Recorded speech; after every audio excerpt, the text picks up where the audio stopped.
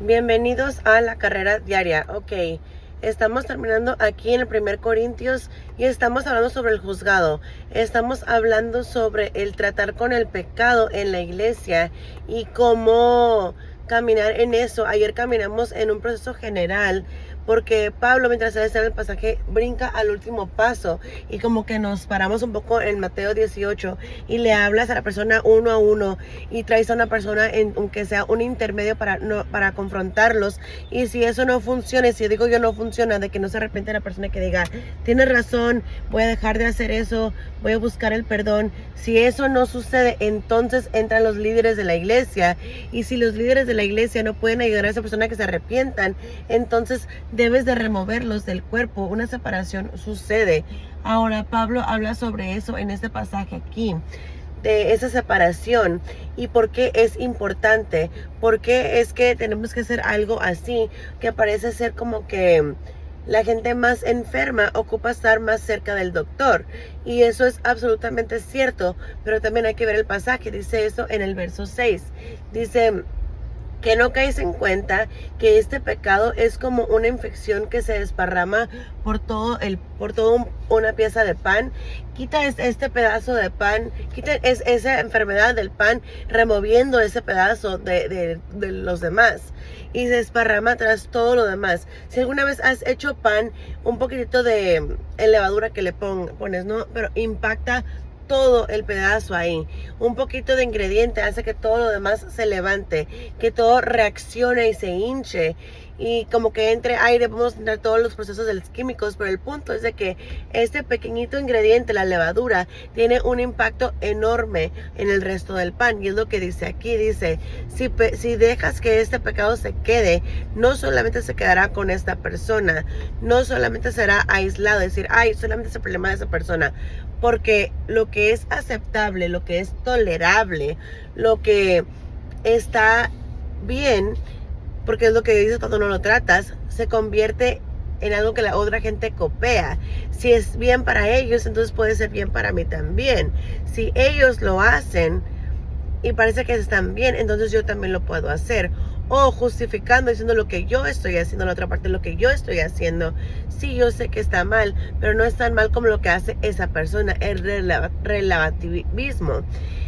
Y no es un término bueno, no es algo nuevo, pero muchas veces nos equivocamos, ¿verdad? Y para defendernos apuntamos a alguien que es peor que nosotros, o defendemos a personas quizás a alguien a quien admiras. Dices, sí, ellos se equivocaron, pero ellos también se equivocaron, o ellos lo hicieron peor. Una vez más, el tratar con el pecado, Pablo dice que no caes en cuenta que el pecado es como un pedazo de levadura que se esparrama en todo el pan, y tenemos que removerlo, y removiendo a esa persona, removiendo ese pecado. Ahora estamos al último paso aquí, que la mejor manera de remover ese pecado es de que en el proceso, esa conversación individual, ¿verdad? De que alguien que esté batallando, alguien que esté equivocándose, oye, eso no es correcto, esto es lo que dice la escritura, es lo que Dios nos llama a hacer en esta área. Sí, ¿sabes qué?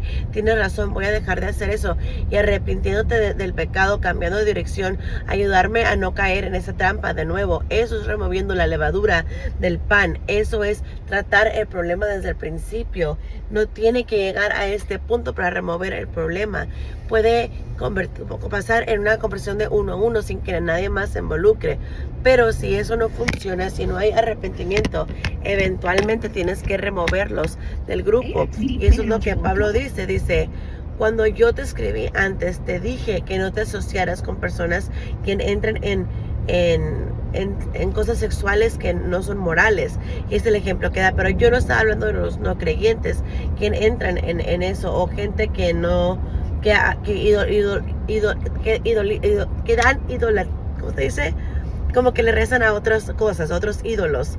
Pero alguien que crea ser un creyente y sea abusivo, o sea un borracho, o le haga trampa a la gente, ni siquiera te sientes a comer con esas gentes. No es mi responsabilidad de juzgar a los de afuera, pero es tu responsabilidad de juzgar a los que están dentro de la iglesia, quienes están aquí sentados. Dios va a juzgar a ellos, los de afuera. Bueno, la escritura dice que tú debes de quitar a los malvados de dentro de ustedes. Esta idea de juzgar esta idea de tratar con el pecado.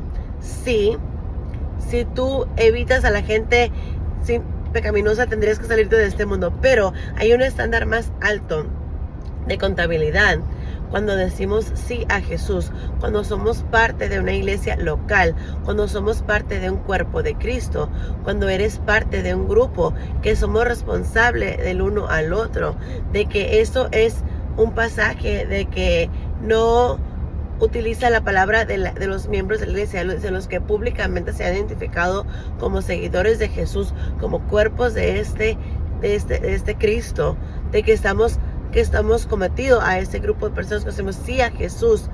Estamos juzgados a un estándar más alto. No los tratamos como alguien fuera de la iglesia. No esperamos que alguien fuera de la iglesia, fuera de una relación con Dios, que actúe y se comporte como si lo fueran, como alguien dentro de la iglesia, dentro del cuerpo de Cristo, porque ellos los tenemos a un nivel más alto. Cuando significa que cuando se equivoquen hay que hablar con ellos de frente y esperar que arreglen ese comportamiento. ¿Por qué? Porque los amamos, queremos que caminen con Cristo, queremos, no siendo gente espiritual como de policías, no, sino que los amamos tanto que deseamos que crezcan, que cambien, nos importan sus vidas, así que tenemos esas conversaciones fuertes.